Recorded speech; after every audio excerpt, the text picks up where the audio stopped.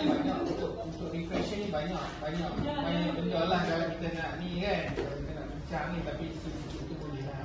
Dia Saga ni selalunya bila kita bercakap berkenaan dengan Saga, dia adalah kereta yang dikenali Malaysia lah, yang mana dengan harga dia berpatutan.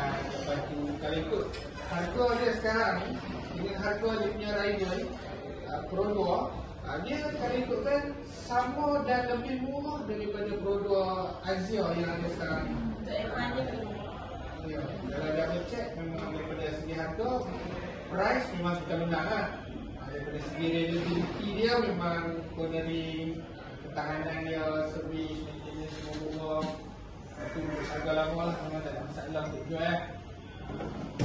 Yang untuk Saga baru sama juga, pendekatan yang sama, cumanya Proton dia kalau tengok dalam market lah, daripada skop yang lebih besar, kita tengok beza lah ni pun dah lebih advance lah dengan ASA nya kan. Lepas tu dengan push start button, start and stop apa semua banyak lah. Jadi Saga ni dia agak terbelakang sikit daripada segi teknologi. Jadi kalau kita tengok yang sekarang ni, Proton memang invest habis lah. Itu saja lah. Lepas tu kalau kata daripada segi demografik, customer demografik, dia mungkin anak seorang atau dua memang kita akan suggest kepada Saga lah. First, yang baru kahwin, lepas tu mungkin dia student, dia baru dapat kerja, dia baru dapat offer masuk government apa lah, memang itulah target segmen dia macam tu lah. Lagi tak tahu. Senang lah. Baru ni dia lagi senang lah. Dia teknik daripada segi teknik saya tak. Dia masing-masing ada teknik masing-masing. Sebenarnya customer behavior ni macam-macam.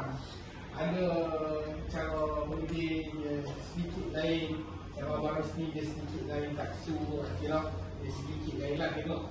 Kalau kata ada masa tu, kalau boleh pergi je ke ikut je orang-orang ni, tengok, observe sahaja, tengok macam mana mereka pelajari. Teknik tu berlainan, dia tak boleh sama. Ada orang dia senyum-senyum dia customer terus. Syaman Senyum-senyum dia customer terus. Ada senyum orang, dia tengok pada customer lah. Itu je lah, tak lain tak apa. Abang mana tak mahu apa ni? Itu je lah, tak apa. Itu je lah.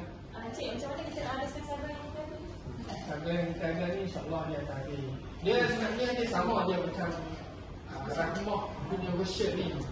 Nanti dia akan naik harga tu. So naik harga dia ada dua situasi lah. Satu situasi mungkin orang yang tak lepas nak ambil yang baru ni, so dia ambil reduce lah. Kita ada option satu lagi, kita reduce dia punya model tu. Yang keduanya itulah Rahmah punya skeptical tu, typical orang Malaysia lah. Kalau dah ada satu harga yang lebih tinggi, produk lebih tinggi,